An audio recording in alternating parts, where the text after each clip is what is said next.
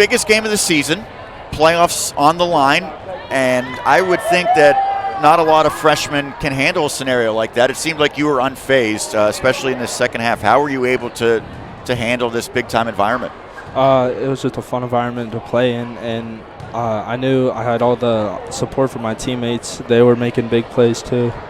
Everyone making an important part of the game. When your team was hanging around and then had a narrow lead heading into the locker room, what was sort of the message? I mean, you were up, but it was just a 3-point game at the half. What was discussed then, and what was the mindset heading into the second half? We knew we were up, not big. We knew we had to come out strong, play hard defense, get buckets, and just keep the energy going, keep the gas on. You were able to redeem a loss earlier in this season that you suffered against Kiski at their home. What do the Cavaliers in particular do well that makes it challenging against them? I mean, their defense is great. They really cause a lot of pressure to our guards up high.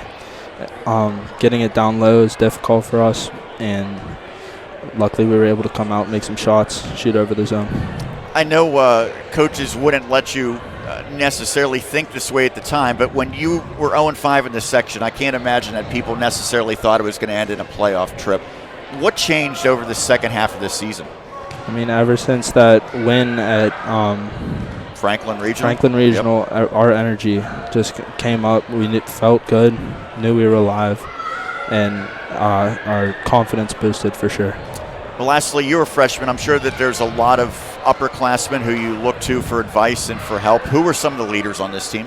Ty Freeze for sure, Ian Temple, Jason Sable, Andrew Kessler, who I look up to a lot because I feel like plays like me a little bit, both tall, and he just gives a lot of great advice in the locker room.